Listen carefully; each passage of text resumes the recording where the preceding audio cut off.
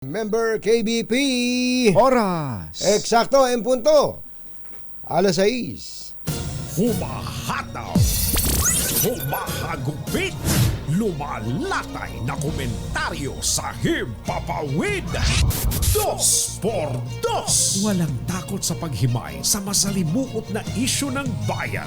2x2. Humahataw na mga balita at impormasyon. 2x2. Ating damhin, ating lasapin ang hagupit na 2x2.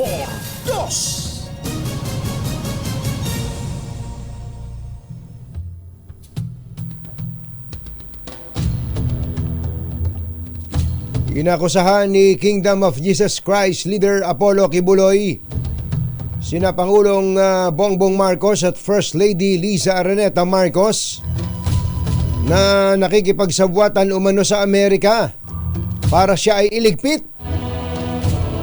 At may patong pa raw po na 2 milyong dolyar sa kanyang ulo. Sa isang 36 na minutong voice message na naka-upload sa YouTube, aminado ang self-proclaimed appointed Son of God na siya'y nagtatago dahil ipinagkanulo na umano siya sa mga kano. Sa mga kano lang kaya? Malamang pati sa mga kana. Sa umano'y assassination plot kaugnay sa mga kinakaharap ng kasong kriminal sa Amerika. Itinanggi naman ng FBI o Federal Bureau of Investigation na may patong sa ulo na $2 million si Kibuloy. Pero kinumpirma na meron itong aktibong arrest warrant. Inilabas noong November 10, 2021 dahil sa iba't ibang kaso na may kinalaman sa sexual abuse at labor trafficking scheme. Una rito, kapwa ipinasabpina ng Senado at Kamara si Kibuloy. Una ay sa investigasyon ng human rights abuses at sa umano'y mga franchise violations ng Sunshine Media Network at ito'y nanganganib pang ipaaresto. Nanindigan naman si Kibuloy sa Senado at Kamara na dalhin ang kaso sa korte at iginiit na gawa-gawa lamang ang mga kaso laban sa kanya. Isyu ng bayan, katotohanan. 2x2. Ang maitim ang balak, magtago ka na. 2x2. Si Jerry at si Anthony, narito na. 2x2. Hahataw ng todo, urado ka. 2x2. Ang katotohanan, dala nila. 2x2.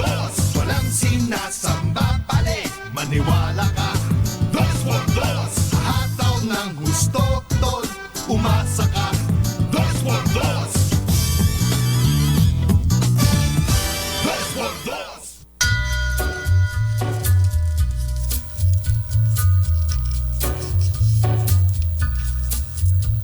Hi. Maganda morning. Magandang umaga, bayan! Bayan! Ito po si Anthony Taberna. Ito po si Jerry Baha. Muli pong sumasa inyo ang 2x2 ngayong araw na ito ng Friday! Yuhuu! Sana all, kumbachero. Sana all, pinag-aagawan. Ayo. Yun agad ang tumanim sa isip ko eh. Nung nakikinig ako kahapon, mula pa kahapon, itong voice o recorded voice message, 36 minutes pala yun. Pinag-aagawan. Ni Pastor Kibuloy. Si Pastor Kibuloy. Pastor Kibuloy. At yung mga hindi niya mapagbigyan, ay sila yung mga nagrereklamo. Ang tawag niya doon ay Potiphar syndrome. Oo, sino ba si Potiphar? Aba, doon po sa mga hindi nakakakilala, si Potiphar's wife pala po. Potiphar's wife. Si Potiphar po ay ang warden. Ang katiwala ng bilangguan. Doon po sa pinagkulungan kay Jose Bendido. Baka hindi nyo naalala si Jose Bendido. Kano-ano ba si Jose Bendido ni Aljo? Si Aljo Bendido. Aljo! Kuya Aljo, baka kamag-anak mo si Jose Bendido. Bendido. Si Jose Bendido, kaya tinawag na Jose Bendido sapagkat siya ibinenta ng kanyang mga kapatid. Hindi po ba? Naalala niyo po ba yung kwento ni Jose? Kaya lang, Si ito pa Jose lang si Jose Bendido nung ikinulong siya Ikinulong siya kumbatsero And ito ay sa kasaysayan naman ng Biblia. No? Nung ikinulong siya, magaling pala tong taon-taon to. Magaling Si yan. Jose Bendido. Alam niyo kung gaano siya kagaling? Nakapagpapaliwanag siya ng panaginip ng kahit na sino. Kaya nga. Kaya naging favorite siya nung ni Potiphar sabi ni Pinaliwanag niya yung mga panaginip. ang panaginip ng mga tao, pati nga lahat, ang galing nito, may magic. Nakapagpapaliwanag ng panaginip. Kaya si Jose Bendido Sherwin, magugustuhan mo to. Matipuno. Matipuno. May abs. Aba? Ano pa naman ni Papa P dito? Nung nakita nung asawa ni wow, pogi. Gusto ni nung asawa ni Potiphar makipagtalik sa kanya itong si Jose Bendido. Sabi ni Jose, no, hindi pwede. Ako ay matapat. Hindi kita pakikialaman. Ayan. Sa sobrang kahihiyan ng babae. Dahil tinanggihan siya. Maganda rin na may asawa ni Potiphar Ginawa ng kwento ngayon. Ginawa ng, rape. Yun na. Yun. Kaya na, sabi ni, anyan ba si Pastor? Pakibanggit mo nga yung portion na yun na, yung tungkol sa sinasabi niya siya pinag-aagawan. Yung portion lang muna na yun. Kamin. Pastor. Yun lang portion na yun. Yun lang portion Mahaba na yan. Mahaba kasi 36 minutes yung yan. parte lang na siya'y inirereklamo ni Potiphar's wife. Ayun, yung Potiphar's wife syndrome. Ayun, yan nga. Yan mismo. Ipindutin mo lang yan, paring Ray. Yan. Tapos, ano sabi? Ito po ang kasalanan ko. Ayan. Pinayaman ako ng Panginoon Diyos, akala nila sa akin. Single ako, kaya pinag-aagawan ako. Wow. Pagkatapos na ako ay maghihindi, mapapahiya, ibabaliktad nila sa akin. Yan ang tinatawag kong Potiphar's wife syndrome. Hindi po ako nagsasalita ng ganito kasi mapahiya ang mga babaeng yan.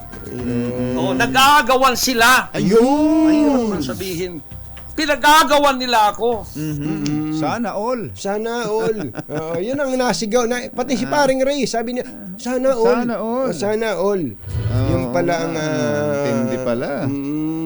Single ba talaga si Pastor? Hindi, sabi niya kasi akala nila single ako. Tapos ang kasalanan daw niya, pinayaman siya ng para pala siyang si Kang Kumbatsero. Kapag pala yumayaman nagmumukhang binata. Ganun. Sana oil. Yung iba naman nagtatanggal lang ng singsing pag may pupuntahang lugar. Magpapanggap na may binata. kilala akong ganyan. Marami ako kilalang ganyan. Meron namang iba na talagang nagsusuot ng singsing. At sasabihin Taken na ako. Taken na ako. May kilala ka rin palang gano'n. Meron. Ba't ba sinasabi niyang taken siya? Para humanda yung hanggang diyan ka lang. Hanggang diyan ka lang. Kung sakaling papatulan mo ako, kasalanan mo na yun. Parang gano'n. Malinaw. Sa simula't simula, malinaw. Kwentas klaras tayo. Hindi kita niloko. Yan. Parang hindi kita niloko. Yung iba kasi nanloloko daw. Nagkukunwaring binata. Pero ito naman kakilala mo. Nagpapakilala talagang may asawa. Taken na siya. Taken. Jerry Baca at Anthony Taberna sa 2x2 sa Iniisip ko kung pinayaman, para pala siyang si Solomon Kumbatsero. Pinayaman, puro biblical, total pastor naman siya. Si Solomon naman, pinayaman din ng Panginoon. Kaya pinag-agawan din si Solomon. Katakot-takot din ang babae ni Solomon. Ganun pala talaga pag yumayaman. Pagka yumayaman, pinagkakaguluhan. Pag yumayaman, pumopogi pala. Pumopogi. Sa bagay. Pogi problem kung Cherry. Oo. Meron nga akong kilala. May kilala ka rin ba? Meron nga akong kilala, hindi naman kagwapuhan dati eh. Oo. Nung okay lang yung buhay. Pero nung yumaman. Sabi ko, Oo. nag-iba itsura. Iba, mag-iiba itsura. Hindi lang sa itsura, pati tingin nung pati tingin, hindi man na magbago ang alam hindi man nagpabelo 'yan. Ivy o kung ano man ang o hindi man nagpaganon. Pero lalo na pag bumabayan ng sasakyan Bugatti. Wow! Grabe! Ano Bugatti Chicharon ba 'yon? Chicharon, yes. Bulaklak. Mother? Bugatti Chicharon Bulaklak.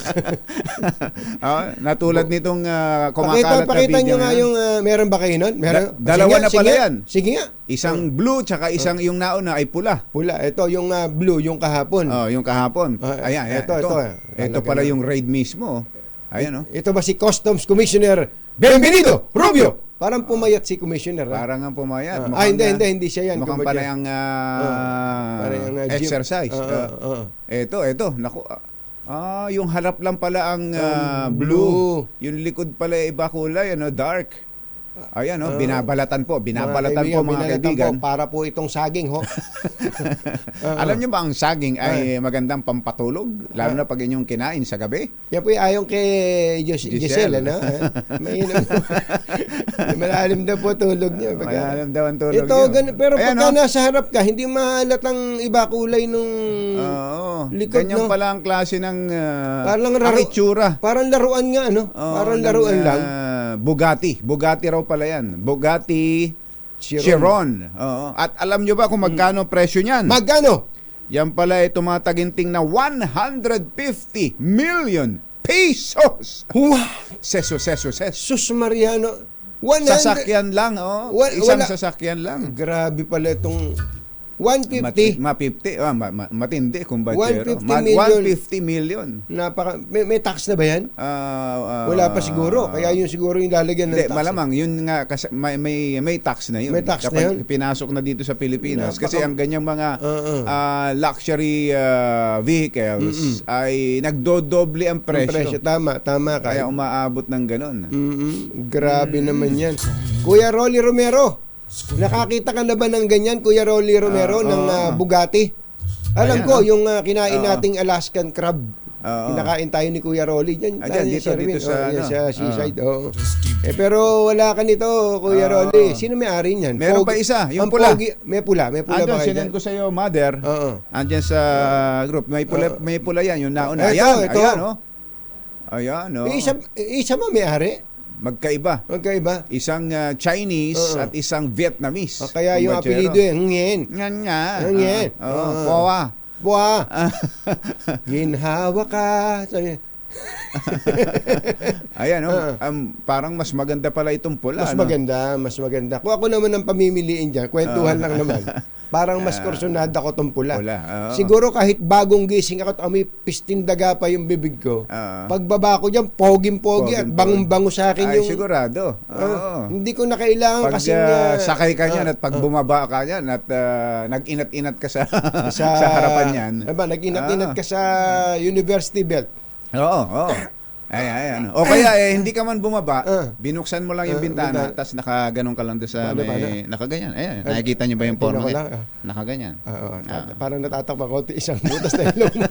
Nakaganyan lang, nakaganyan. Tapos nakahawak sa manibelang. Ganun pala mga style lang. Parang ayan, tapos nakaganon lang. Malilingon na sa yung... ganyan lang. Aandar, tapos titigil. Baka sipulang ka naman dyan. Ayan. Ganyan lang. Tweet! Kunyari, seryoso lang na ganyan.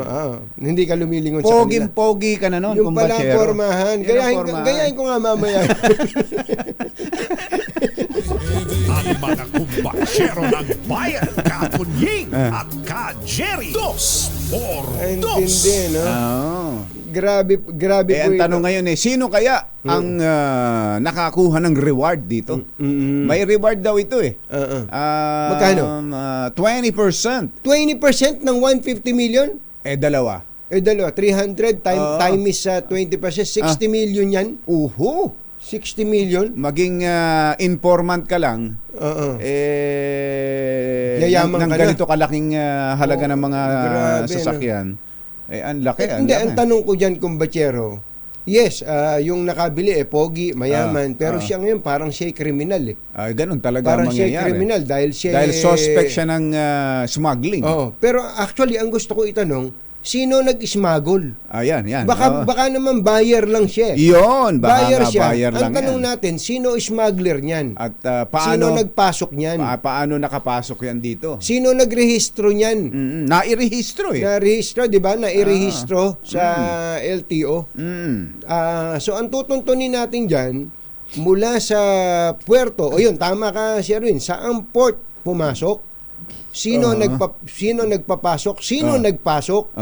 Tapos nung nakapasok na at nabili na, sino nagrehistro? Magkano? Sa proseso na yon, magkano?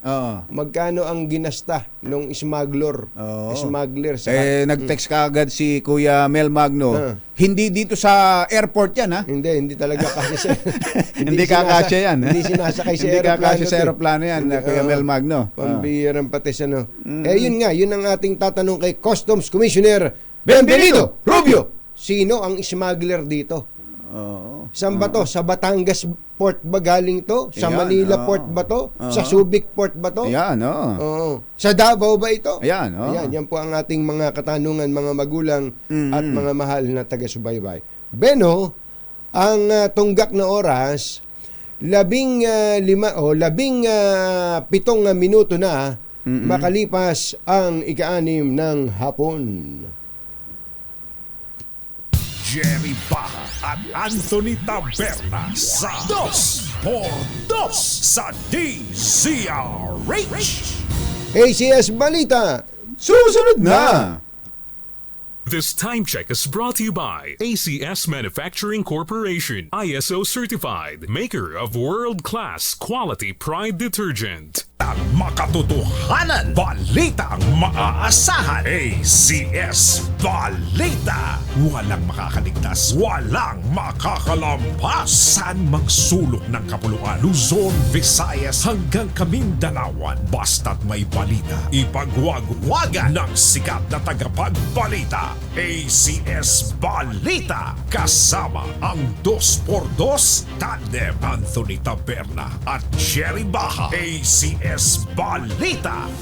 Ang programang ito ay hatid sa inyo ng ACS Manufacturing Corporation, ISO certified, maker of world-class quality Pride detergent.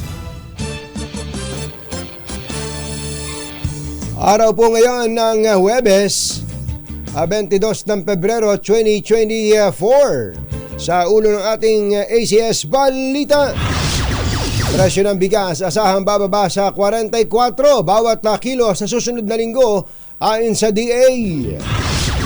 Pastor Apollo Quirbuloy iginit na wala siyang minules siyang babae. Sa halip, siya raw ang pinagagawaan at pinagnanasaan. Isa pang puslit na Bugatti Chiron sports car isinuko na sa Bureau of Customs. Pagdinig sa panukalang 100 pesos wage hike, bill lalarga na sa Kamara sa Martes. Babae sinaksak ng 60 beses sa Los Ay, Baños. sus, Mario Josep. Himalang nabuhay. At isang araw na saya Yun. idagdag sa Star City. Magandang umaga, Luzon, Visayas at Mindanao. Good morning, Philippines. Hello, world.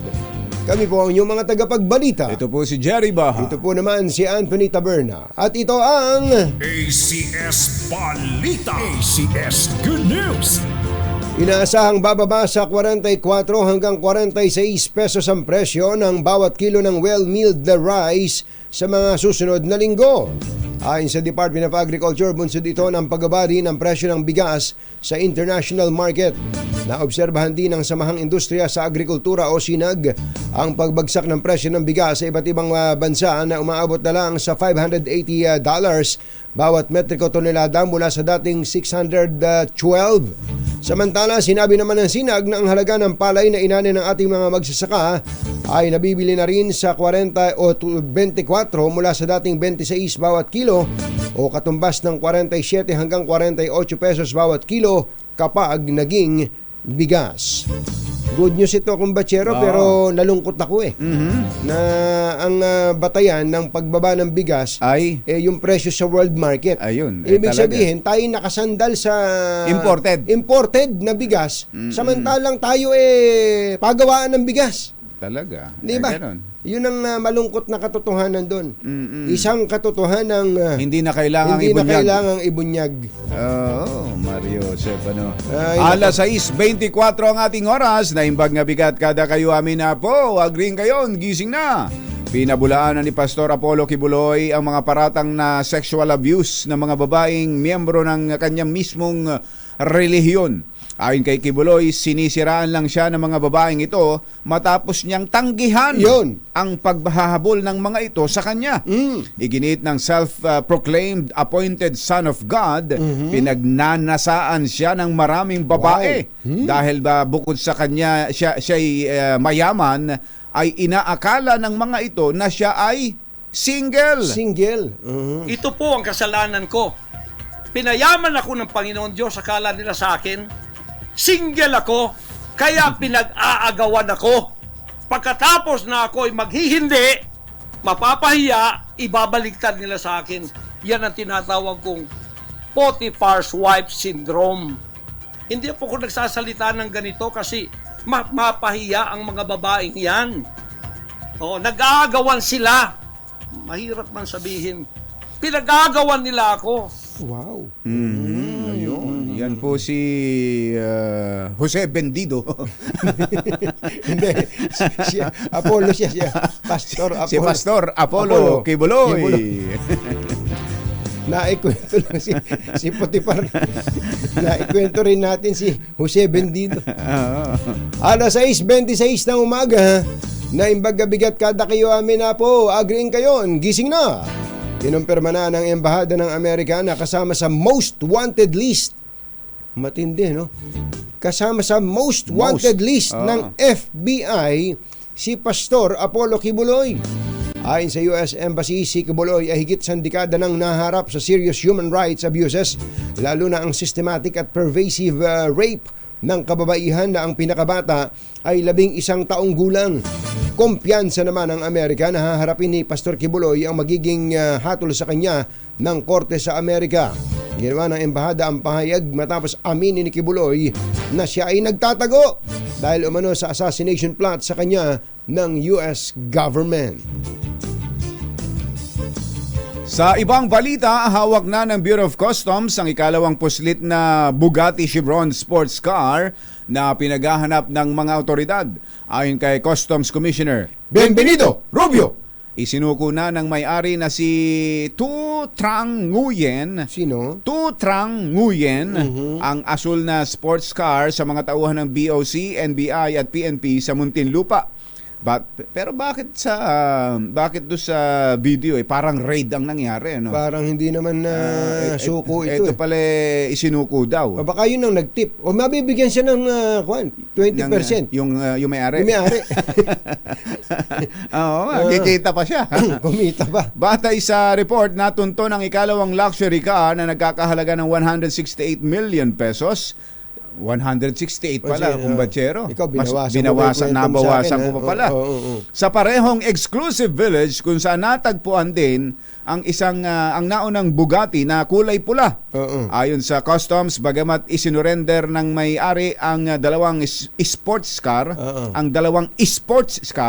ay haharap pa rin sila sa kasong paglabag sa Section 1401 in relation to Section 1113 ng Customs Modernization and Tariff Act na ang nila naman ay hindi natin alam. Akala ko sasabihin mo na kung ano naman. Actually, marami agad tanong. Si Tatay Bonnie Aporo nga tinatanong ano daw ba gagawin dyan? Ano gagawin? Ano mangyayari dyan? Alam mo si Tatay Bonnie, pag nakakita ng bakal to, gustong gawin scrap.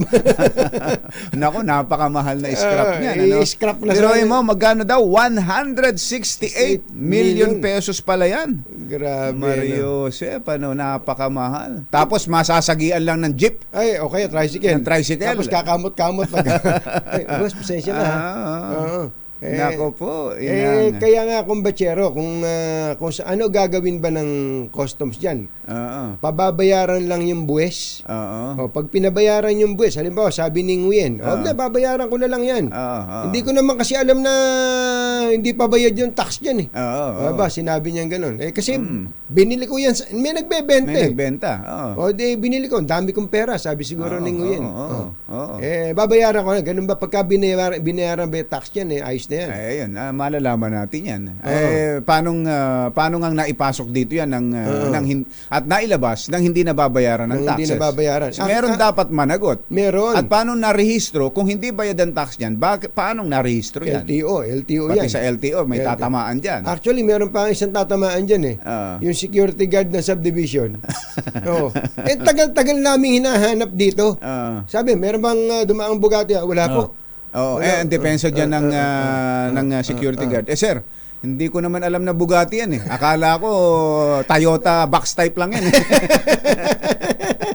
Malay ko bang Bugatti yan? Bugatti ang tawag niyan.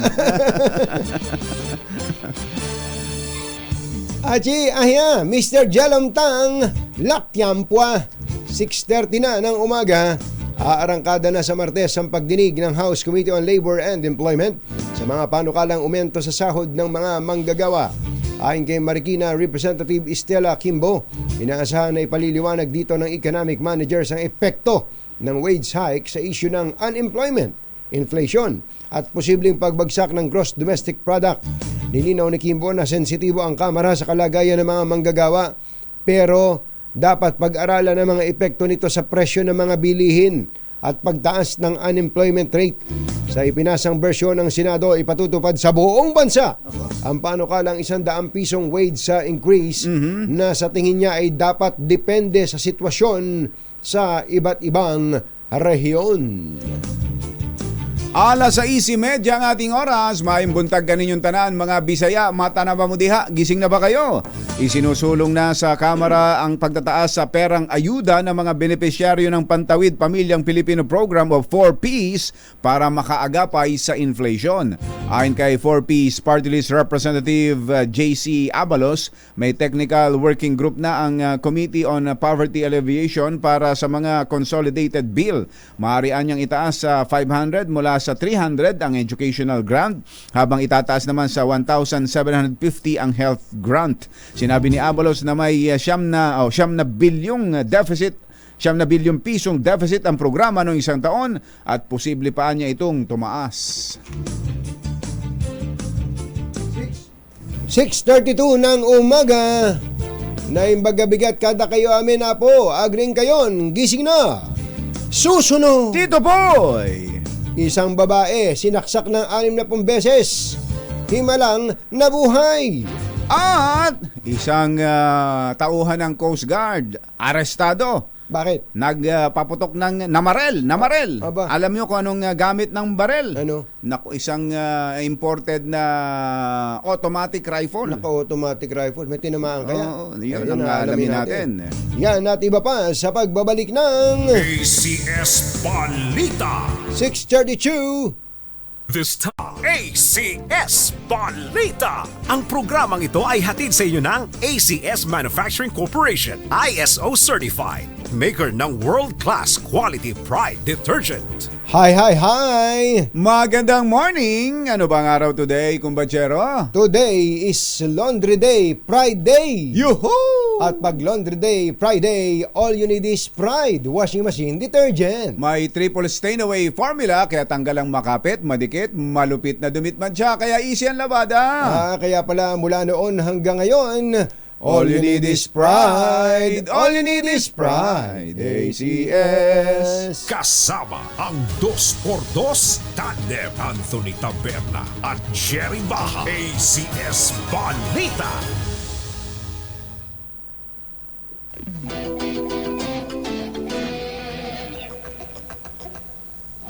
Alas 6:39 na po ng umaga. Kausapin nga natin ang nangunguna sa pagsisiyasat ng House of Representatives.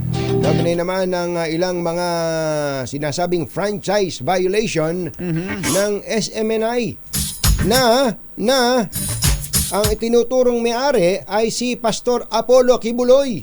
Itong committee na to, kumbachero, yung Committee on Legislative Franchises, siya ding nag-issue ng subpoena. Oo. Oo, kay Pastor Kibuloy. Sa linya po natin si Committee Chairman, Congressman Gus Tambunting. Congressman, magandang morning. Si Katunying po ito, saka si Ka Jerry. Magandang umaga, Katunying at Ka Jerry at sa inyong mga Magandang umaga po. Magandang umaga po sa inyo lahat. Opo. Yung pong sabihin nyo, kailan ho ba ninyo dapat paharapin o kailangan humarap nito pong si Pastor Kibuloy? March 12. March 12. Oo. Matagal pa naman eh. Pero kahapon talagang...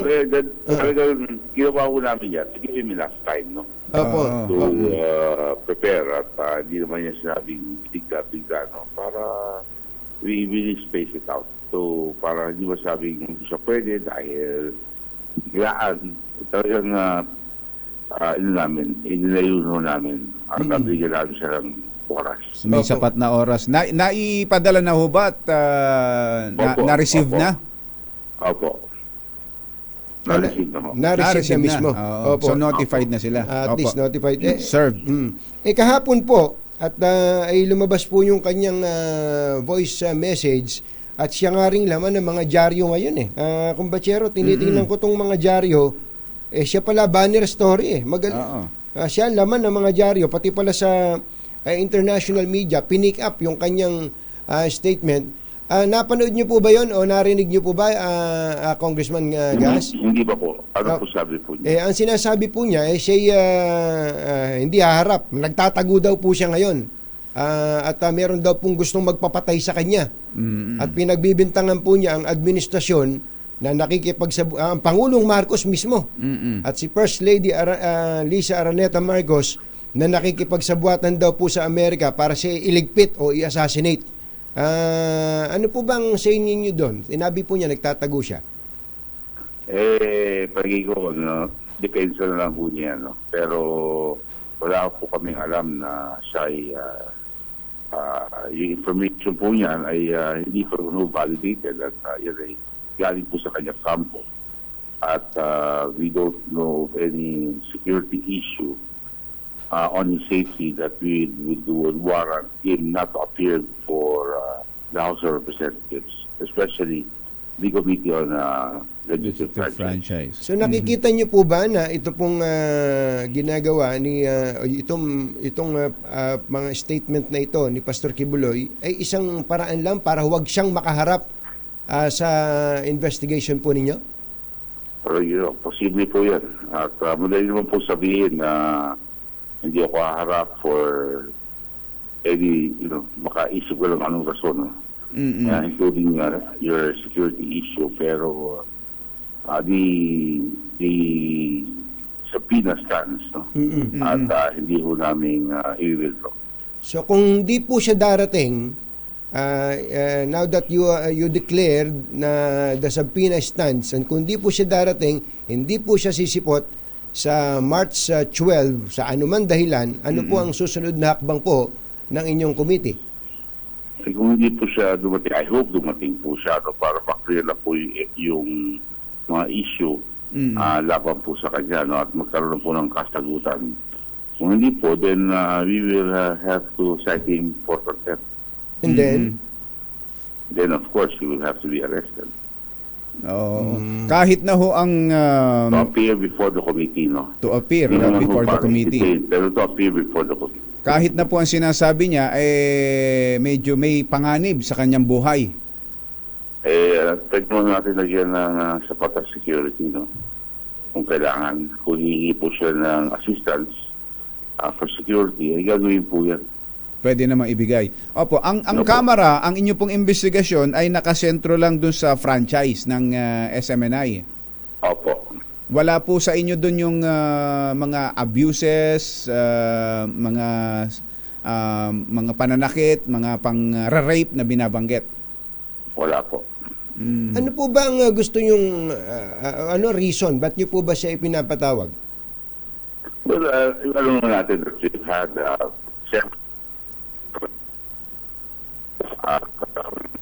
nawala. Congressman, Hello. Congressman, Hello. napuputol po. Sige po, go ahead po. Hello. What's the reason po for inviting him? We have had several reasons.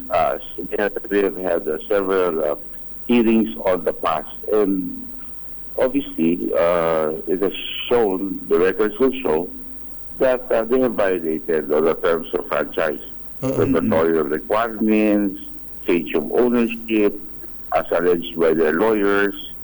And we also want to know from him, sino talaga at may ari ng SMNI. Kasi ang sasabi din ng abogado ay hindi po si Pastor Kibuloy.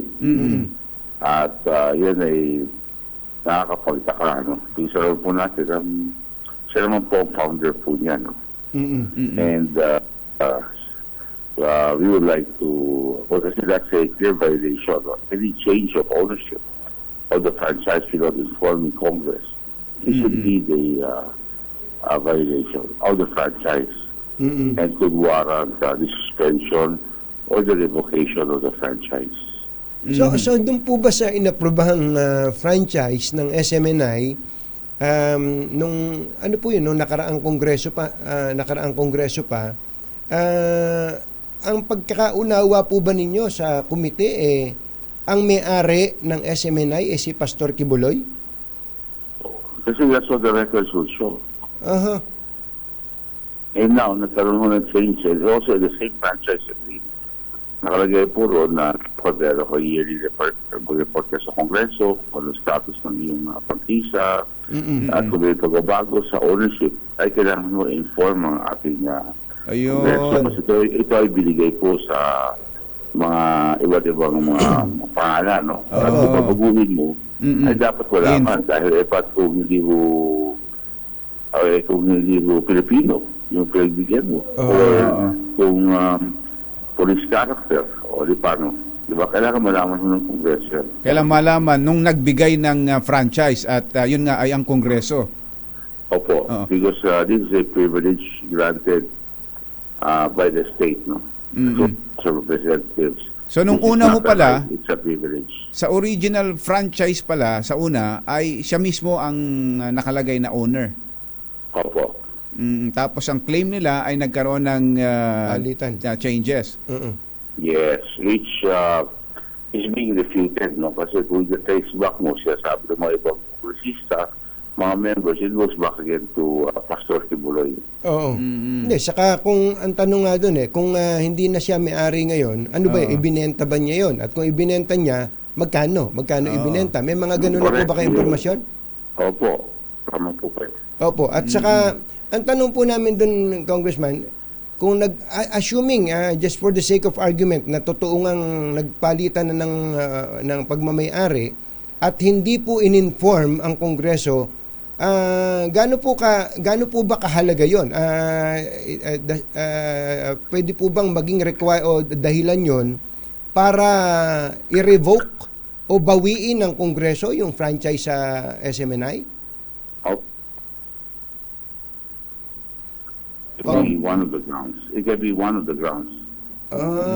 Ganun pala ka fatal 'yon, kumbachero. Matindi pala 'yun. Pero ang sabi ho ni Pastor doon din sa recorded voice message niya, binanggit pa niya bukod sa Pangulo, sa First Lady at pati si Speaker Martin Romualdez na SMNI ang nagpanalo sa inyo. Kaya kayo nandyan ay dahil sa pagtulong at pagsuporta ng SMNI, tapos ngayon ay ginigipit ninyo siya.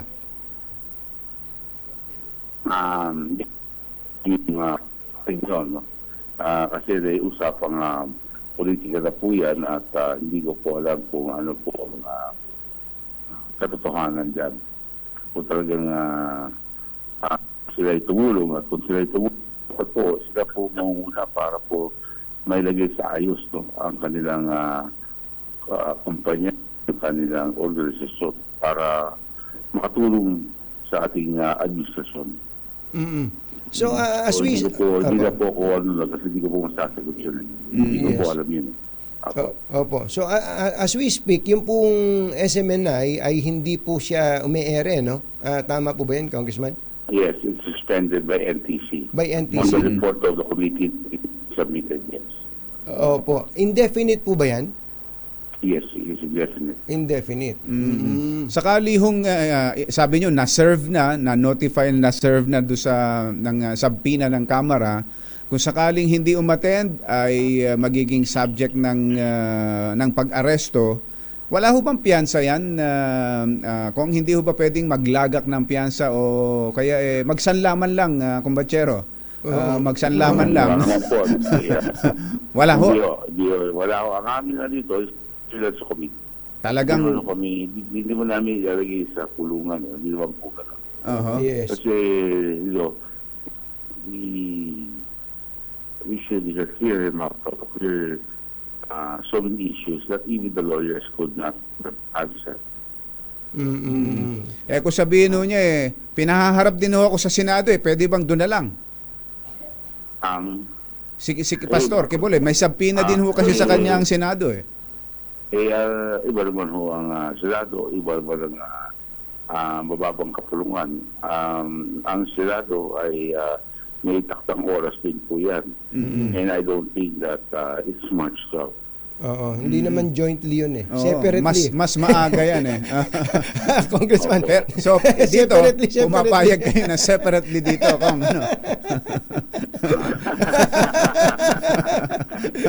Congressman, maraming salamat po sa pagtanggap niyo sa tawag namin. Magandang umaga po. Salamat po. Magandang umaga rin po sa inyong mga tagapakinig. Magandang umaga. Magandang umaga po. Jerry. Si Congressman Gaston Bunting, ang chairman ng Senate, ng House Committee on Legislative Franchises. So, isummarize lang natin, kumbatsero pag hindi sumipot si Pastor, iko-contempt siya, ipapa-aresto siya. At ang sabi niya, yung statement na to, sa tingin niya, malamang.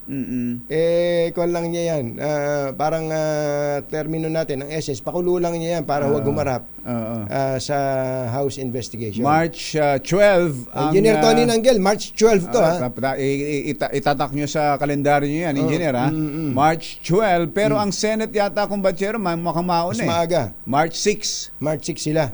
Ayan, kung sino mauna. ACS Balita. Nagatid sa kabuuan ng ating ACS Balita. Ito po si Anthony Taberna. Ito po si Jerry Baha.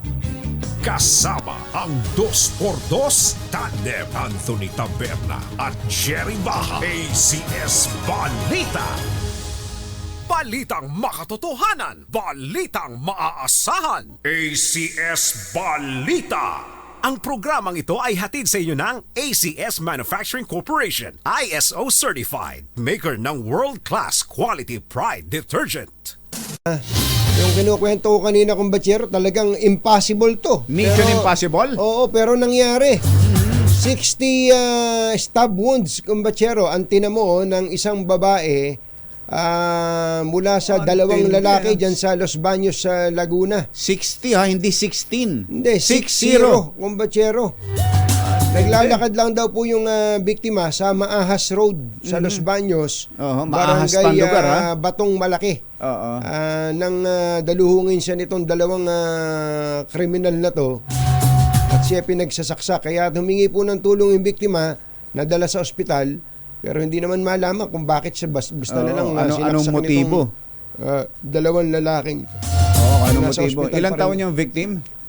Walang nabanggit dito pero imagine kumbatsero, kahit na ano edad nito, 60 times kang sinaksak Kaya nga. 60 stab wounds to, grabe. Ano nga yan? Sana naman milagro. Milagro talaga to. Siguro ito'y na-imagine ko kumbatsero, kung mag-isang naglalakad to, wala man lang tumulong sa kanya, malamang gabi to, madilim. Ayun, kaya yung mga babae, lalo yung mga babae, wag po kayong naglalakad na mag-isa, hindi naman sa kayong nasisisi dito dahil hindi nyo kasalanan to. Pinag-iingat lang namin kayo. Pinag-iingat namin kayo. Lalo na yung mga pag-alis-alis ng mga 10 oras ng gabi, kumbatsero. O yung magpapagabi ng husto sa lansangan. Alam niyo na, sa araw nga may mga nangyayaring krimen, di lalo na sa gabi. Lalo na sa gabi. Sabi niya, naglipa na ang mga lurking in the dark. Ayun, ang mga kriminal na yan. Diyan naman sa Naik, Cavite, meron namang nag-ala Tom Cruise. Aba. At nag-amok ang isa daw tauhan ng Coast Guard at nagpaputok ng barel. Aba. Alam mo yung ang baril nito, yung automatic rifle, yun yata yung Galil na kung tawagin. Sa Israeli. Israeli made. Ito ho'y si Seaman Second Class Ian Michael Salgado. At nag-amok at namarel na nagpaputok ng baril diyan sa Naik, Cavite. Mabuti na lang at walang tinamaan. Mabuti na lang. Walang automatic rifle, kumbachero. Wala, to whom it may concern yan. Matinding selos daw. Nag-away daw sila nung live-in partner.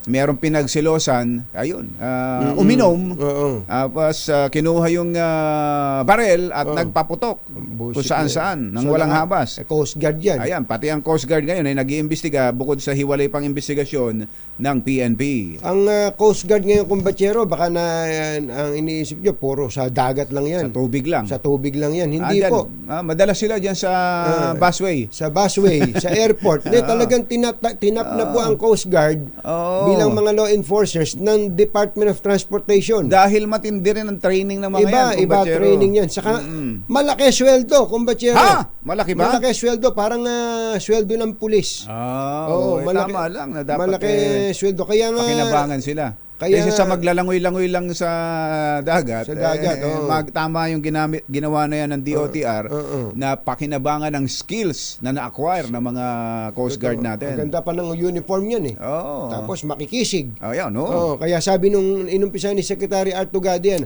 kaysa naman nandiyan ka, patambay-tambay ka dyan. Doon ka sa airport. Palusong-lusong ka lang sa swimming pool. Doon ka sa airport, diyan ka sa busway. Diyan ka sa busway.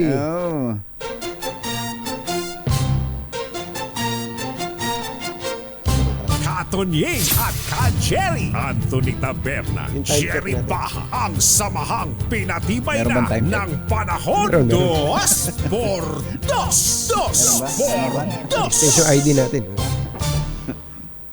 Ako na lang. Yun. Kauna-unahan sa Pilipinas. Manila Broadcasting Company.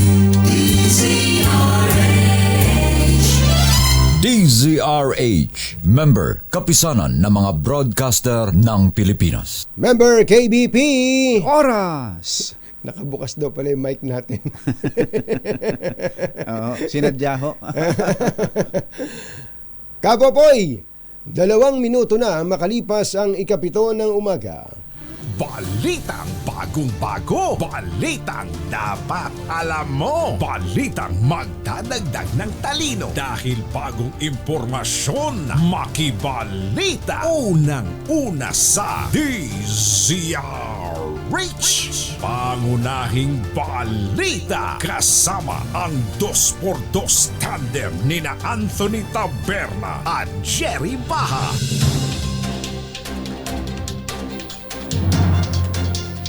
Araw ngayon ng Thursday, February 22, 2024. Sa ulo ng ating mga pangunahing balita. Truck na hulog sa bangin sa Negros Oriental, 15 patay. Mag-ama patay, 8 sugatan sa sunog naman sa Maynila.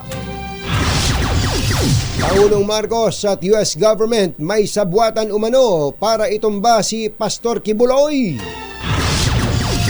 Panukalang 100 pisong dagdag sahod, iminungkahing utay-utayin. Divorce bill umusad na sa Kamara.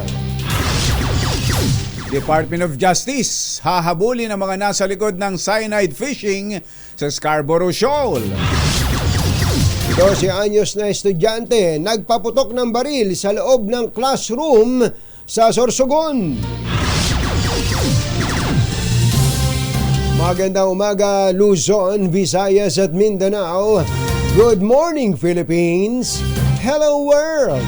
Kami po ang inyong mga tagapagbalita. Ito po si Jerry Baha. Ito po naman si Anthony Taberna. At ito ang... Pangunahing balita.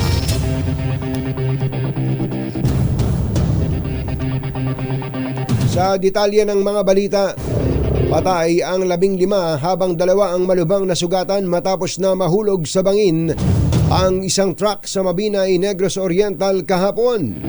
Ayon sa Mabinay PNP, patungong Bayawan City ang truck nang biglang mawala ng kontrol ang driver habang binabaybay ang daan sa Sitio Tubod, Barangay Buluang. Kinilala po ang ilang nasawi na sina Ireneo Magos, Fred Disipulo, Rolando Disipulo, Jemboy Igoogan at Rolindo Disipulo. Samantala kasalukuyan namang nasa Mabinay Health Center ang 2 pang sugatan, sina Giovanni Flores at ang driver na si Antonio Torreno. Sasampahan naman ang kaso si Torreno ng reckless imprudence resulting in multiple homicide dahil sa nangyaring insidente. Yun yung driver. Yung driver, Oo, si pero Antonio Torreno. antindi. Self-accident. Self-accident kumbachero Sakay niya yung lahat ng taong yun. Ay Mm-hmm. sus, Mario Joseph, 15. Grabe. Patay. Sa bangin. Nahulog sa bangin. Malalim tong bangin na to, kumbachero. Ay, nako. Samantala, patay ang isang mag-ama sa sumiklab na sunog sa Dagupan Street, Tondo, Maynila kahapon. Bukod sa mag-amang nasawi, 8 katao rin ang nagtamo ng sugat at galos sa iba't ibang bahagi ng katawan. Umabot sa ikalawang alarma ang sunog kung saan nasa 100 pamilya ang nawalan ng tirahan at tinatayang nasa 1.2 milyong pisong halaga ng ari-arian ang natupok. Nagsimula ang sunog 1:30 ng hapon habang 4:30 na ng hapon nang ito'y tuluyang maapula. May follow-up report si RH29 Boy Gonzales kaugnay po ng malagim na sunog dyan po sa Tondo, Maynila. RH29 Boy Gonzales, come in boy! Anthony, Jerry, dito nga tayo sa Barangay 52 sa Dagupan, Tondo, Manila. At sa katabi ko si Nanay Mirna, siya yung asawa ni Diosdado Lasaka, Junicio Lasaka, at yung anak niya si Jomer Lasaka. 21 years old lang pala at may special child. At alamin ko lang yung kwento, Nanay Mirna, na ang sabi ko kanina nakalabas na. Pero bakit bumalik ulit? Umalis pa siya uli. Nakalabas na raw yun, sabi ng mga tao. May kinuha yata sa loob. May na-trap na sila. Lumaki na yung... hindi na sila nakalabas. Yung asawa ko nakita dun sa may CR. Tapos yung anak ng bunso, yung station child, nakita nila dun sa harapan ng pintuan ng pintuan namin. At nasa na po yung magkama? Ngayon, nasa kulinarya, nasa Lorenzo. Pakikremate pa lang ngayon. Oo. At doon ibuburo ng 2 araw at Sabado ang living. Yung iba po niyang anak, nasaan po? Nasa San Juan, kasi isa sa Pandaka. May mga kanya-kanya na silang pamilya. Anong oras niyo nalaman kahapon na nasa loob na naghahanap kayo sa... Alauna nung mga alauna. Nabanggit lang ng mga... Oo, na may sunog doon sa lugar namin. Pero ano yung nasabi ng bumbero sa inyo?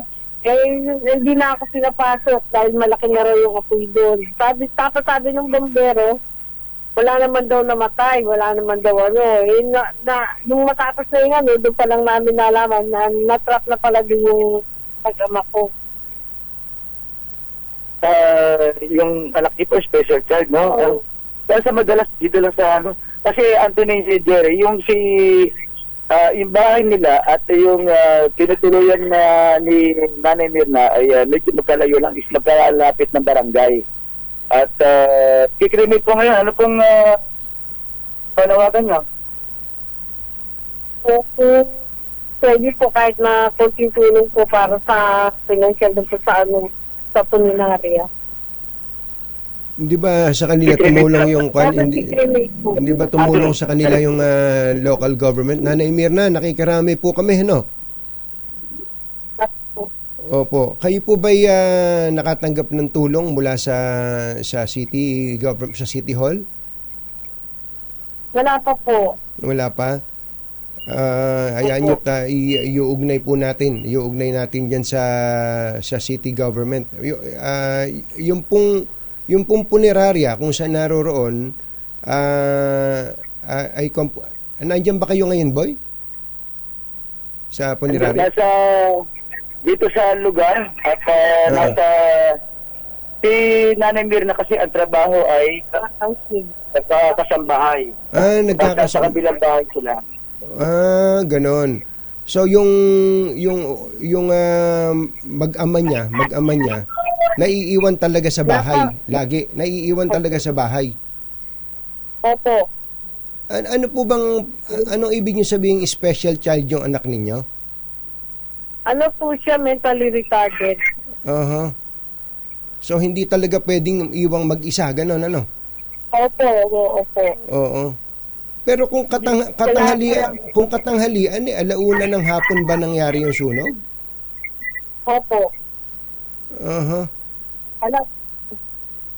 Alauna ng hapon, alauna medya ng hapon, pero na-trap pa rin po sila. Ano ba, natutulog ba yung asawa ninyo? Ano ba ang balita?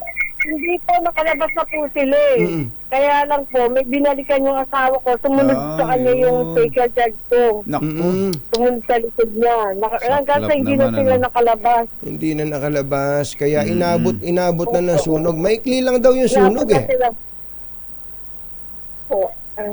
Oo, pero kaya pala sabi ng bumbero ay nung una, sabi nila walang namatay diyan, nung pala na-trap sa loob yung inyong mag-ama, no? Opo. Grabe. Nakikiramay po kami at may konti po kaming tulong na ipapadala kay Boy diyan, ano? Iaabot na lang po sa inyo. Ano po? Marami pong salamat. Tapos si Boy ay makikipag-usap sa City Hall. Ano, baka sakaling meron din silang maitulong. Hirap katulad nyo na mamasukan kayong kasambay, naiwan nyo tuloy yung inyong pamilya, no? Opo. Ang inyong inaalagaan ay ibang tao. Ganun talaga pag pakalungkot naman. Kasambahay. Ilang taon na po ba yung mister ninyo? Yung mister ko po, ilang taon na? Opo. 66 po. 66 senior citizen na rin, kumbachero. Hindi na siguro nakakilos naman. Pareho na po kami senior citizen. Pareho senior. Sige po, nanay, nakikiramay po kami, Nanay Mirna, no, sa nangyari. Opo, mag-iingat po kayo. Mag-iingat po kayo. Salamat po. Okay, Nana Anthony, mahirap Boy sabi nga natin, yung masunugan ka, napakahirap. Talo pa na nakawan ng 10 beses. Di ba lagi natin sinasabi? Pero mas matindi to.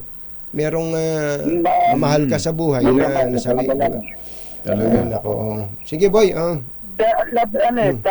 bahay yung nasunog eh. At si Chairman Aguilera, Chairman, mukhang may tulong na ba ng ilang pamilya to lahat? Bali, ang pamilya ko ay nasa humigit kumulang ng 150 families. Marami din? Opo. Kasi po karamihan po dyan, kaya may isang structure pero may mga papahan po. At iskinita po siya, kaya marami po ang na wala ng tirahan ng mga residente ko po dyan. May dumating na bang pang-almusal ng Manila Shelter? Opo. Sa totoo lang po, nagpapasalamat po ako ng lubusan kay Mayor Ani Lacuna at sa Manila Social Welfare and Development. Kasi kaagaran po na nadyan po sila para mag-assist sa aking mga residente na sunugan. Ngayon po, nakalalay na po yung almusal ng mga sunugan. Chairman, akala, ano yung maitutulong natin doon sa namatayan mismo? Opo, ang sabi niya po ay financial pong tulong kasi po yung puninarya po ay medyo malaki po yung hinihingi sa kanila. Kaya maya kasamahan ko nga po siya sa Manila Cemetery dahil po para may cremate po na mas maaga at makahingi na rin po ng tulong sa ating mga officialis ng lungsod ng Maynila. Opo, okay. Thank you po, Chairman. Opo, marami po salamat. Po. Salamat. Si Barangay Chairman 52, Fernan Aguilera dito sa Dagupan, Tondo, Manila. Para sa kauna-una sa Pilipinas, Disaris, ito si Bedo Salas, tuloy-tuloy sa pagbabalita, tuloy-tuloy sa services, sama-sama tayo, Pilipino. Pangunahing balita. Thank you, boy. Susunod, Dito, boy! Pastor Apollo Kibuloy.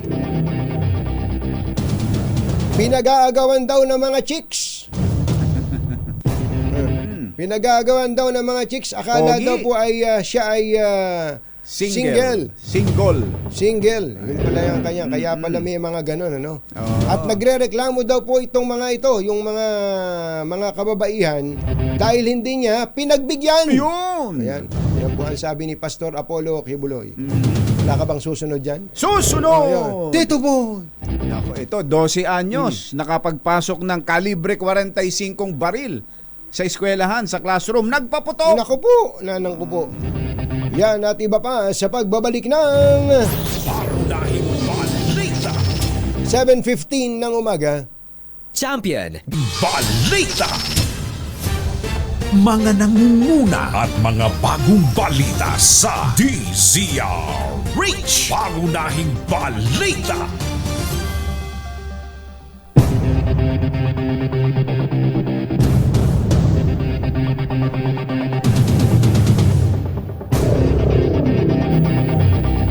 Alas 7:20 na ng umaga. Sa iba pa nating mga pangunahing balita, nagsasabuatan umano sina Pangulong Bongbong Marcos at ang Amerika para iligpit si Pastor Apollo Kibuloy. Sinabi ito ng pinararatangang child sex trafficker matapos ang magkasunod na subpina sa kanya ng Senado at Kamara. Ayon kay Kibuloy na wanted sa US, rendition ang gagawin sa kanya ng FBI, kasabwat daw sina Pangulong Marcos, First Lady Liza Araneta Marcos at iba pang mga taga-gobyerno. Nahulugan umano ito na pwede siyang pasukin sa kanyang compound, kidnapin, parang pelikula to ha, at maaari rin siyang ipa-assassinate. Ang kanila daw pong gagawin ng CIA, ng FBI, ng US Embassy at State Department, kasabwat ng ating gobyerno, ng Pangulong Marcos at ng First Lady at kung sino pa man ang nasa gobyerno, ako ay rendition ng kanilang gagawin. Ang rendition, ang ibig sabihin po, anumang oras pwede lang pasukin ang aking compound at ako ay kidnapin. It's not only rendition but also elimination.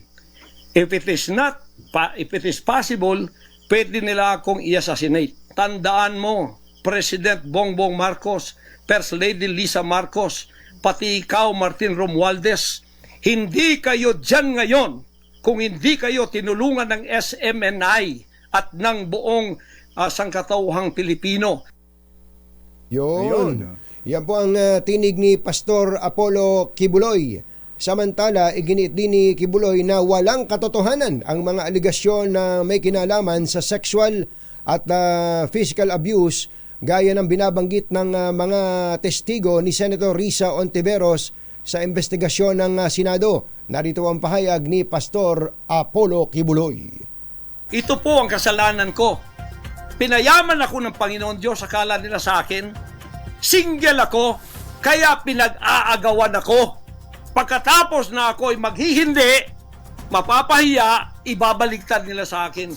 Yan ang tinatawag kong Potiphar's wife syndrome. Hindi po ako nagsasalita ng ganito kasi mapahiya ang mga babaeng yan. Nag-aagawan sila. Mahirap man sabihin. Pinag-aagawan nila ako. Yan po ang tinig ng pinag-aagawan ng mga kababaihan, si Pastor Apollo Kibuloy. Ano kaya pakiramdam ngayon ng mga miyembro ng Kingdom of Jesus Christ? Di ba? Yung narinig nila yung leader nila na nagsalita ng ganyan. Na siya ay pinayaman ng Panginoon. Paano siya yumaman? At siya ay pinag-aagawan ng dahil akala ay siya ay single. Dahil siya single. Ano kaya ang pakiramdam ng mga miyembro niya? Ano? Malamang ang origin, ang automatic reaction. Tama si Pastor. Mga nagrereklamo na yan, mga hindi lang napagbigyan yan. Yun. Ganun. Automatic. Pero meron ding Mag-isip. May mag-iisip. Isip-isip May man lang. mag-iisip. Mag-isip man lang. Alas 7:24 ang ating oras. Sa iba pang balita, nagpaputok ng baril ang isang 12 anyos na junior high school student sa loob mismo ng kanilang classroom. Ito po yung nangyari dyan sa Castilla, Sorsogon. Sa ulat ng pulisya, bigla na lamang umalingaw-ngaw ang malakas na putok sa kasagsagan ng klase na nagdulot ng panic sa mga mag-aaral at pati sa mga guro. Maswerte namang walang tinamaan at agad itong ipinagbigay alam sa istasyon ng pulis. Inaalam pa ng pulisya kung saan galing at paano naipasok sa loob ng eskwelahan ni alias Buboy ang kalibre 45 baril. Na-recover ng mga otoridad ng baril na may 5 bala habang hawak na ng Municipal Social Worker Development Office ang estudyante. Alas 7:24 na ng umaga, sapat daw po ang datos na nagpapatunay na kaya ng mga employer ang 100 pisong taas sahod sa mga manggagawa sa pribadong sektor. Ito ang sinabi ni Ibon Executive Director Sunny Africa matapos igiit na Employers Confederation of the Philippines na malulugi at magsasara ang mga negosyo sakaling maisabatas ang wage hike. Ayon sa Ibon, katumbas lang ng 7.1% ng kita ng private establishments ang 100 pesos na across the board wage increase. Mayorya rin umano ang nagtatrabaho sa malalaking kumpanya na katumbas ng 54.4% ng lahat ng empleyado sa bansa. Iminungkahi naman ni Private Sector Advisory Council Head for Jobs, Joey Concepcion, na utay-utayin ang 100 pisong taas sahod sa galing maisabatas. Ayon kay Concepcion na siya ring Go Negosyo founder, hindi lahat ng kumpanya ay kayang magbigay ng isang bagsakang wage hike. Sa nagdaang anyang 3 administrasyon, wala namang nagbigay ng buong 100 pesos na dagdag sahod dahil mahihirapan ang mga kumpanya. Nilinaw ni Concepcion na hindi siya tutol sa wage hike dahil makatutulong ito para maiangat ang buhay ng mga manggagawa.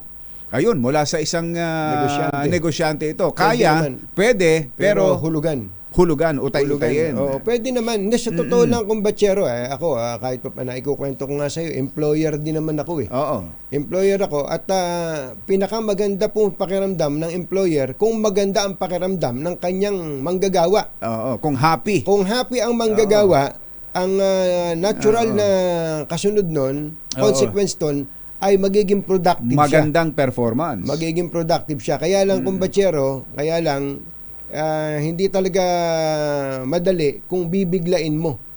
Kasi ang automatic na mangyayari doon, saan mo ba babawiin yun?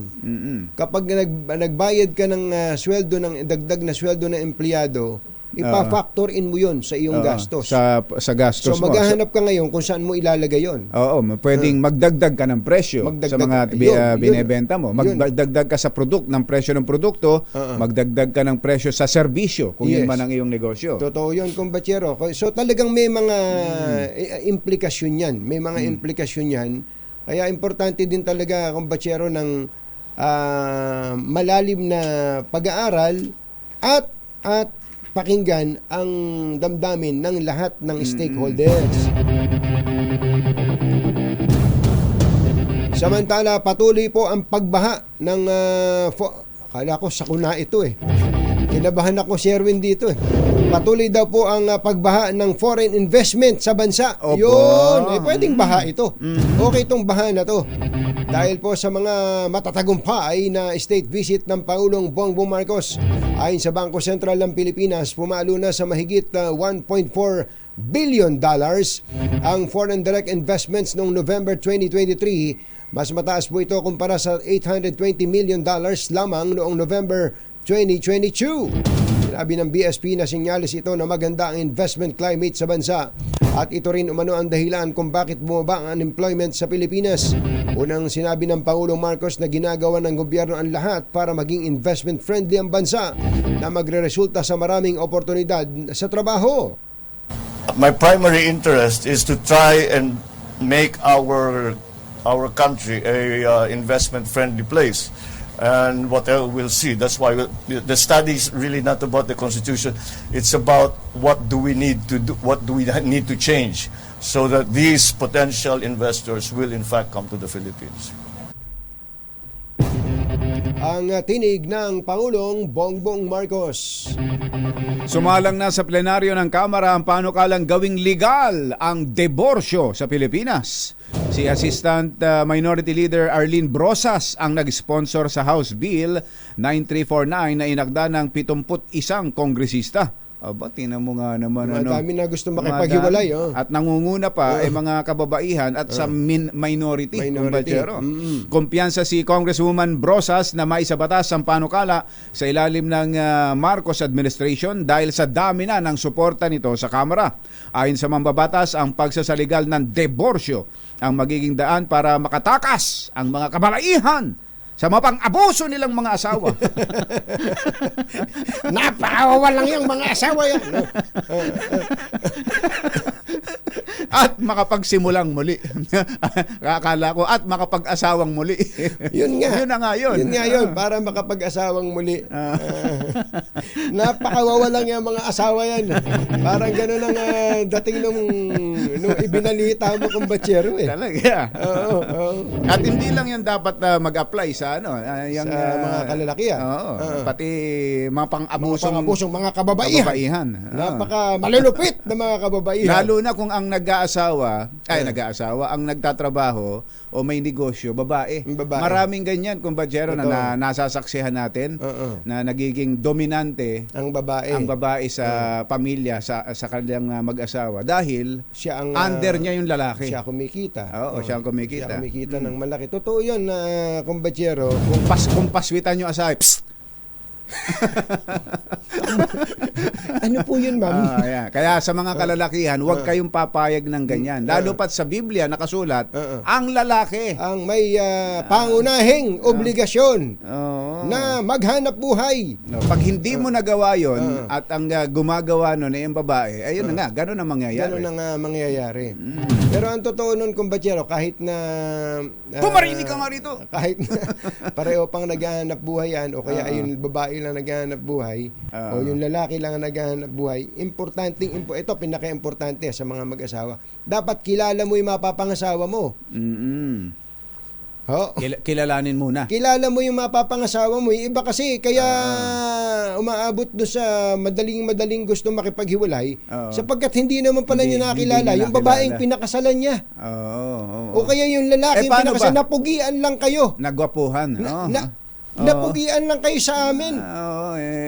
Nalaglag kagad ang at gusto nang magpakasal. Gusto niya, di ba? Parang ang tanong kumbachero, paano ba makikilala ng husto ng isang babae o ng isang lalaki ang kanyang mapapangasawa? Yan po ang aming ipaglilingkod sa inyo, kaibigan, sa ibang araw. Dahil sinesenyasa na po ako dito para sa isang balita. Alas 7:32 ng umaga, meron daw pong 44 na Pogo workers na nahuli sa raid sa Pasay. Ipapadeport ngayon. May report si RH27 Gilbert Cruz. Siya ba? Teka, reporter na ba natin si Gilbert Cruz? Si General? Si General yan Pambihirang patis. Alamin niya natin ang balita mula kay sino siya?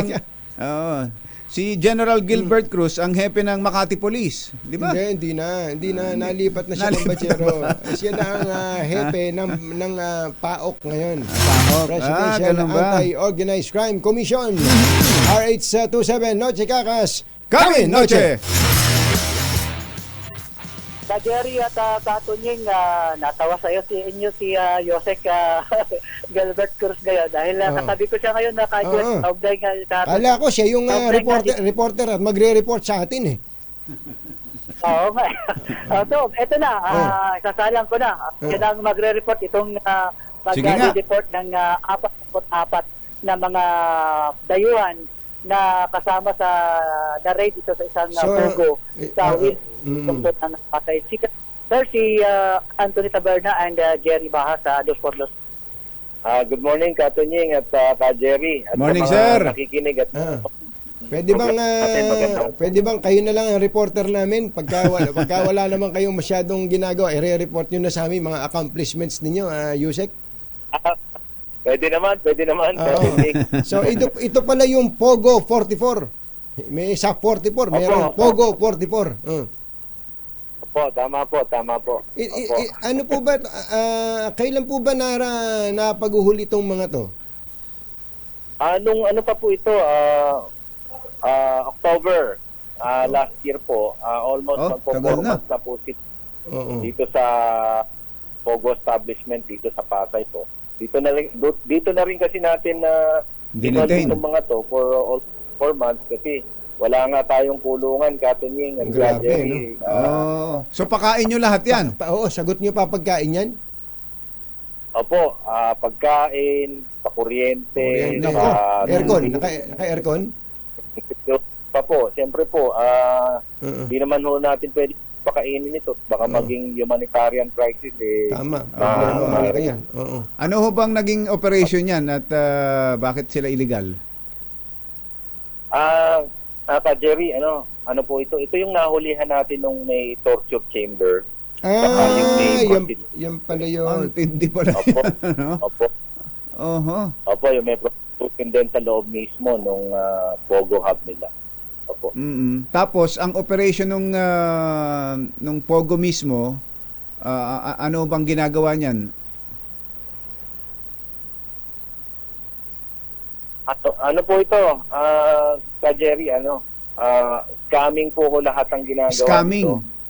Meron po silang crypto scamming, love scam, meron silang romance scam. Opo. Lahat ng klase ng scam nandyan. Cover lang nila rito yung Pogo. Yan kaya sumama ang sumama ang imahe ng Pogo dahil sa mga ganyan General. Parang Sir. Opo. Yung lahat po ng nahuli namin ganun ho. Minsan. Hello? Go ahead po. Hello? Go ahead pa, Yusek. Hello? Nako, hindi yata yes, tayo sir. marinig. Go ahead po, Yusek. Katunying at Kajet nung nahuli po. Apo, yung lahat po naman kasi ng nahuli natin na Pogo establishment, karamihan Pogo lang pero ang ginagawa talaga nila puro scamming naman. Hindi naman ho talaga, siguro nagko-cover na lang ho sila sa license ng Pogo. Ayun. Ang activities po nila sa loob puro scamming. Oo.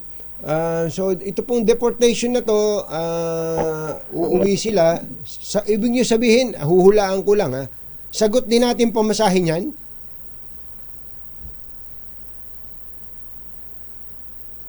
Tama po, Katunying. Pati po yung pamasahe, yung mga plane ticket po nito, tayo po ang sumagot.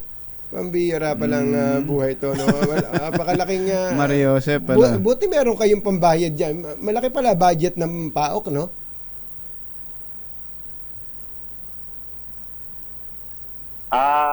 Tulong-tulong ito, Katunying, yung PAGCOR kasi tumutulong din po sa atin. Yung DSWD, pag magpapakain po tayo, tumutulong din po yan. Tapos, of course, yung Office of the President po, yung PAOK po. Sa pangunguna po ng ating Executive Secretary Lucas Crisamin. Yun nga ang sinasabi niya ang ayaw niya lang po talagang makita o marinig magkakaroon po tayo ng reklamo dahil unhumane po yung magiging treatment natin sa kanila. Opo. Puro ho Chinese itong mga Pogo 44 na ito.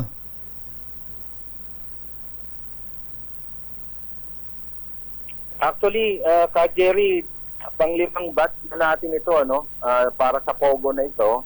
Nung una nagpa-deport na po tayo ng 180, and then nung pangalawa meron pong 20 Vietnamese, nung pangatlo yung 5 Malaysian, tapos meron po itong nakaraan may mga 15, and then ngayon 43 po saka isang Vietnam. Po yung marami-rami na rin po yung napapa-deport natin dito. Ang naiiwan na lang dito is yung may mga kaso, yung mga kinasuhan po natin ng human trafficking, yung kinasuhan Napakasuhan po natin nung may mga naulihan din kasi tayo ng droga dito sa loob. Napakaraming kalokohan. Yun na lang po yung mga naiwan dito, yung may mga kaso dito.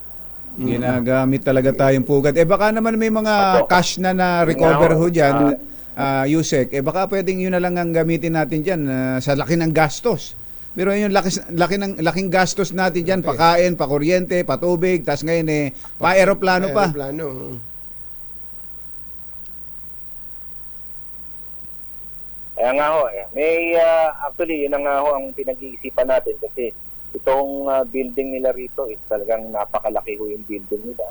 At kung magagamit po ng ating gobyerno to, kung gagawin kong eskwelahan o kaya gagawin kong halfway house yung mga nare-rescue po natin sa trafficking in person, napakalaking bagay ho ito. Ngayon, yung mga sasakyan po na nandito na nagagandaan kong mga Alphard saka mga Lexus nandito po matindi pala yun, tulungan po ng mga government agencies ito.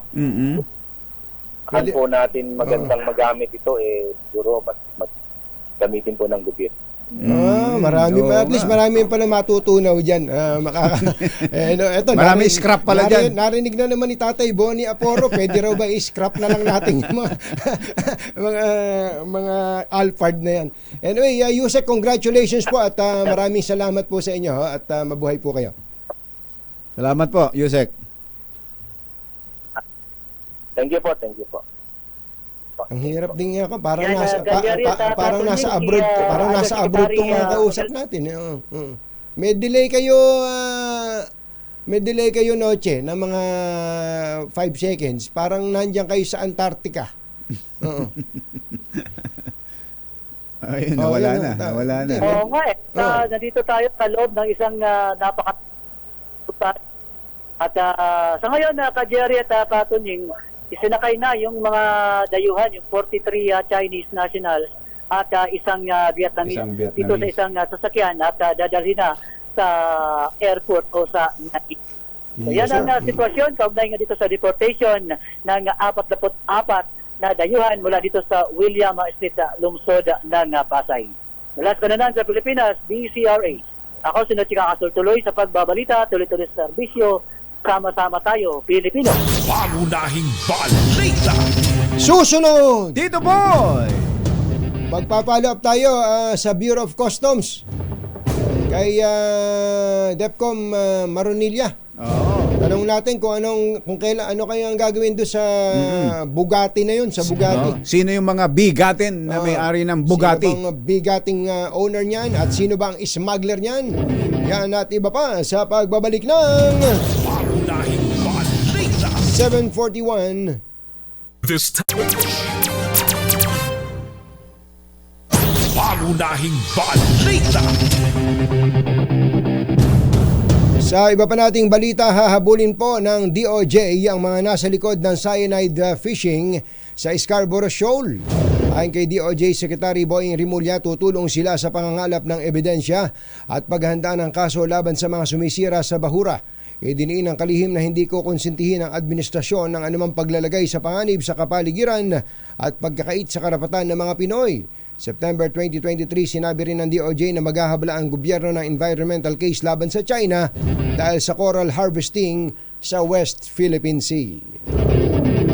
At sa atin naman good news, madadagdagan pa ng isang araw ang saya sa Star City simula sa Pebrero 28. Nagdesisyon po ang management ng Star City na Star Parks Corporation na buksan na rin ang happiest place tuwing araw ng Miyerkules. Ayun! Kaya simula sa Feb 28, bukas na ang Star City sa araw ng Miyerkules hanggang Biyernes mula alas 2 ng hapon hanggang alas 10 ng gabi. At sa araw naman ng Sabado at Linggo mula 1 ng hapon hanggang alas 10 ng gabi. Kung dati bukas lamang ang Star City mula Huwebes hanggang Linggo, sa darating na Miyerkules ay sisimulan na ito, bubuksan na ito para i-cater ang mas mataas na request ng publiko na makapag-enjoy na kahit na kalagitnaan pa lang ng Linggo. Yun. So, Wednesday to Friday to Sunday. Yuhuu!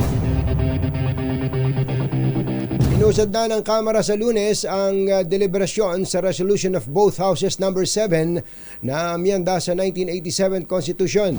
Ayon kay House Appropriations Panel Senior Vice Chairman Stella Kimbo, hindi natuloy kahapon ang cha-cha debate dahil sa problema sa availability ng ilang resource persons. Sinabi naman ni Majority Leader Manix Dalipe, plano ng Committee of the Whole na magsagawa ng 3 pagdinig sa RB 87 kada linggo. Target ng kapulungan na tapusin bago mag-congressional break ang deliberasyon sa resolusyong pareho lang sa RHB 6 ng Senado. Samantala, tiniyak naman ni Senate President Juan Miguel Zubiri kay Pangulong Bongbong Marcos na gagawin ng Senado ang best possible amendment sa konstitusyon. Ginawa ni Zubiri ang pahayag matapos i-reaffirm ng Pangulo kay Zubiri na ang Senado ang dapat na manguna o mamahala sa economic provisions ng saligang batas. Dahil dito, pinasalamatan ni Zubiri ang Pangulo sa patuloy na kumpiyansang ibinibigay sa kanyang liderato maging sa review na gagawin sa konstitusyon. Layunin ng House Resolution number 6 na pag-isahin ang bersyon ng Senado at Kongreso sa pagluluwag ng economic provisions ng saligang batas. Nagkakaisang tinutulan ng 57 mambabatas sa Mindanao ang panukalang ihiwalay ang Mindanao sa Pilipinas. Sa nilagdaang manifesto, sinabi ng mga mambabatas na hindi kailanman dapat ihiwalay ang Mindanao sa Republika ng Pilipinas. Dapat nilang parusahan ang mga nagsusulong ng secession dahil labag ito sa konstitusyon, banta sa sovereign integrity at nagdudulot ng pagkakawatak-watak. Kinikilala daw po nila ang kritikal na papel ng Mindanao sa ekonomiya at idiniin ang kahalagahan ng pagkakaisa at inclusive na pag-unlad. Pumalo na sa 1 bilyong piso ang danyos na naitala sa mga pagbaha at landslide sa Mindanao, epekto ng walang habas na ulan dala ng shear line. Ayon sa tala ng National Disaster Risk Reduction Management Council, lumobo pa sa 1 billion 12,846,000 ang danyos sa agrikultura sa Mindanao. Naapektuhan ang halos 20,000 magsasaka ng mga pagbaha at nagpalubog naman sa 25 hektarya ng mga pananim sa lugar. Gayon din sa mga infrastrukturang nasira gaya ng mga kalsada at tulay. Mga nasira ng pagbaha at landslide ay pumalo na rin sa 1 billion plus. Grabe ano. Pebrero 6 nang gumuho ang lupa sa barangay Masara sa bayan ng Maco, Davao de Oro, kung saan ay 78 na ang nahukay na bangkay at body parts habang ilan pa rin ang iniulat na nawawala. Idineklara ng COMELEC ang failure of bidding para sa pagbili ng online voting and counting system sa 2025 overseas elections. Ito tapos mabigong magsumite ng kaukulang mga dokumento ang kumpanyang Indra Soluciones Tecnologías de la Información. Ano raw? Nabigo daw po ang kumpanyang Indra Soluciones Tecnologías de la Información at WRIT Philippines Incorporated. Sa kabila nito, tiniyak ni COMELEC spokesperson John Rex Lodianco na nasa tamang direksyon pa rin ang poll body sa pagbibigay ng kontrata bago ang deadline. Kasado ang ikalawang bugso ng bidding para sa 466 million pesos na kontrata sa kalagitnaan ng Marso. At sa atin namang showbiz balita, Pangunahing balita sa showbiz. ito raw hiwalayang Bea Alonso at Dominic Roque ang pinaka-kontrobersyal sa lahat ng showbiz breakup. Tinalo yung Katniel. Ganon. Masakit kasi yung hiwalayan na to kung batsero. May mga nakialam eh. Maraming sumausaw no? Isipin mo, nauna pa yung announcement na ibang tao kaysa sa kanila. Oo nga. Tapos iba-iba ang issue. Sabi nga nitong si Engineer Tony Nanggel, sina Alice Cabado, Joan Velarde, Dana De Jesus, Jasmine Fileo at Michael Galing at Bel Pascual daw ay nakatutok sa hiwalayan na yan sa Crown Regency Hotel. 24 oras? Club Ultima Membership Makati. 24 oras nakatutok sila. Na alam nila kung magkakasundo pa. Sabi naman ni Kuyang Elmer Ngo, habang humihigop ng mainit na kape, pakibati na nga lang ng happy birthday si Jera Season. Happy birthday, Kuya Jera. Kuya Jera, happy birthday. Wala ba tayo dyan, Kuya Jera? At totoo bang ngayon ang birthday ni Kay Emson? Kay Emson, happy birthday. At magandang umaga rin. Abangan nyo pala yung interview natin sa isang taong napagkamalang gwardiya ni John Bailon. Ganun ba? Yung pala. Pag silip ni John, may nakasinelas kasi na isang lalaking naka-t-shirt na puti at nagyoyosi doon sa may malapit sa bintana. Tinanong na, ano ba dito ba dumiretso si Katunying? Sabi ni John. Opo, diyan po, tuloy lang ho kayo dyan, sabi rin gano'n. Napagkamalang ni John na kung sino yung siguro sabi ni John siguro ito yung kwan, naka-break time lang yung utility. Naka-t-shirt lang yung pala nung pala siya mismo yung i-interviewin ko. Siya may-ari ng building. Nakasinelas lang, naka-islander. Nakasinelas. Alam niyo kung sino yon? Si Mr. Isidro Consunhi. Teka, parang familiar construction magnate. Construction magnate. At siya ba yung napagkamalang natutulog? Natutulog. Yung kala mo kahit bilyonaryo ka. Yung tutulugan dito Yung dinali ni Idol. Ni Idol Serapi. Idol. Napaka-kwan pala, napaka-simpleng tao. Nautusan nga ni John Bailon. Kuya Romel Sitin, magandang morning. Si nakatutok pala sa atin at birthday ni Roger Chiu. Si Roger. Cherry Cagayan de Oro. Cherry Tigo Cagayan de Oro. At happy anniversary din. 26th anniversary na pala ng kasal ni Kuya Romel Sitin at ni Ate Ada. Ate Ada Sitin. Sandra Sitin. Ate Ada. Wala ba tayo dyan? Meron ba tayong celebration dyan sa ASEA? Sa ASEA. At magandang morning at happy birthday din kay Ninong Ronel Tan. Ardi. Hoy, Ardi. Isang tulog na lang baka makalimutan mo. Birthday mo na bukas. I-announce namin kung saan ang handaan. Kaya humanda ka. Tinatanong nga ni Kong Doming Mariano kung saan ang celebration alam namin yan, Kong Doming Mariano. Ichuchuchu namin sa iyo.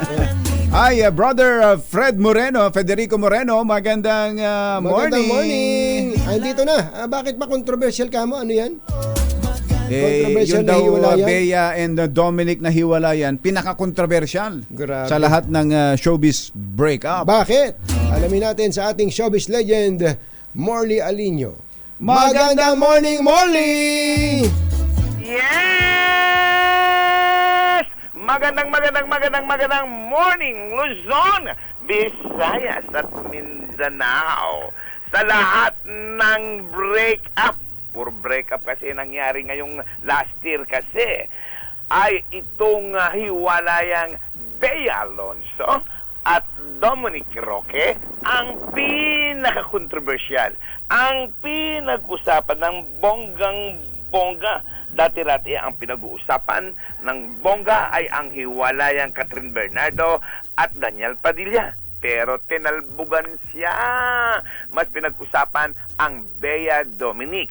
Pinag-usapan din nun ang hiwalayan ni Kim Chiu at Sian Lim. Napag-usapan din yung controversial na hiwalayang Richard Gutierrez at Sara Labati.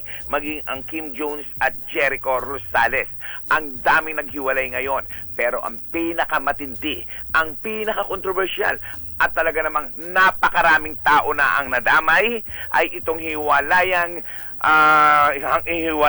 Bea Alonzo at Dominic Roque kasi na-issue na dito yung mga kaibigan nitong si Dominic Roque na di umano ay kanyang katsungtsungan. Lumabas na dito yung ma-issue na bading si ganito, bading si ganun. Kaya natuloy na rin ito sa dimandahan. Nako, na-issue na rin dito si Ate Christy Fermin ng ngayon ay itinuturong kung saan ito ay ididimanda di umano sa kanyang nila Bulit Halusos at ng iba pang kaibigan nitong si Dominic Roque. Well, malakas naman ang loob sa pagsasabi ni Ate Christie na malinis ang kanyang konsensya at hindi siya nagbigay ng pangalan o clue man lamang noong mga panahong isinisiwalat niya ang naturang usapin. Saan kaya patungo itong demandahan na to? Magkakaroon kaya ng linaw kung sino ba talaga ang tunay na may kasalanan? Yan ang ating DZRH Showbiz Status News. Ito po ang inyong RH47. Morley Alinyo, tuloy-tuloy sa pagbabalita, tuloy-tuloy sa serbisyo. Sama-sama tayo, Pilipino. Babu! Hi! Uy, si Carl Carongoy, 18 anyos na, kumbachero. Yan ang panganay na anak ni Carlo Carongoy ng Air Asia. Yan, happy birthday! Ay, baka kailangan nyo magpapalit ng bubong ng bahay, ha? Eh, tawagan nyo lang si Kuyang Elmer Ngo. Kuya Elmer Ngo, yun ang tatawagan niya. Siya ang may-ari ng bubong na maasahan. Gawa sa state-of-the-art technology. May aluminum na. May pintura pa. Now available na rin sa pre-painted tile span. Kaya para sa eleganteng bubong na matibay na makulay pa, mag-Cherry Loom pre-painted ka na! Ang tanong! Oy, magandang umaga kay Secretary Tiu Laurel ng Department of Agriculture. May investigasyon silang isinasagawa. Pati na rin sa opisina ni Executive Secretary Lucas Bersamin. Dito po sa inireport sa kanila, kumbachero, na pagbebenta ng bigas ng NFA sa pribadong kumpanya. Nako, talaga naman. Yung pinababang presyo, idineklarang bulok. Idineklarang malapit ng mabulok. Oo. Ang problema doon, kumbachero, may mga certification na natanggap ang NFA Council na itong mga bigas na ito ay okay na okay pa. Ano? Okay na okay pa. Kumbachero, naku, malaki ang magiging problema ni Administrator Bioco. Kaya namin kayo tinatawagan, Administrator Bioco. Ang bigas daw po na inyong ibinenta sa halagang 25 pesos lang. 25 pesos lang per kilo. Ay, eto po, ang sabi yung bigas ay of good quality and fit for consumption. Aba, ang sabi hoy, okay ka, Perico. Okay ka, Perico. Okay na okay yung bigas, kumbachero. Pero ibinenta ng bagsak presyo. Binenta nila ng, isip mo, binili mo ng 25 pesos sa yung palay, giniling mo, isinako mo, tapos binenta mo ng 25 pesos. Palugi. Pwede sanang ginawa yan kung yan ay ibinenta sa mga kababayan nating mahihirap. Di ba? Ginawang yung parang sa Kadiwa. Pwede di ba? Ganun sana. Saka kumbachero, meron naman talaga silang market yung BJMP, Bilibid, DSWD. Meron silang yan Saka ang tanong kung talagang ang bulok to, paano ka naman mabubulukan ng bigas? Anong klaseng tagapagbantay ka? Ba't ka mabubulukan? Ito kumbachero, malapit na raw pong masira yung rice stock na ito. Ang dami kumbachero kung ilang libong bag to Million po ang halaga nito, o close to 100 million pesos ang pinag-uusapan dito. Ang problema, ipinagbili nila sa paborito o piling Miller lamang. At ang gagawin po dito, mula sa sako ng NFA, ililipat lang po sa sako naman. At ibebenta po ng, alam nyo naman ang presyuhan ng bigas ngayon. Pinakamababa na 50. 50 pesos, nabili mong 25. Aba, tubong lugaw. Bekenemen. Secretary Luc Bersamin, eto na po. Eto, kung gusto nyo magpagulong ng ulo. Eto mismo, bigas pa to. Ang bigas na nagpapapangit ng imahe ng Administrasyong Marcos. Eto, ipinagbili ang bigas ng gobyerno. Hindi na natapos-tapos ang problema natin sa NFA. Nung araw pa yan. Ay, nako. Nakailang palit na ng administrasyon. Ganun pa rin. Bye! Happy weekend! Woohoo! Damdaming bayan! Susunod na! Life goes on.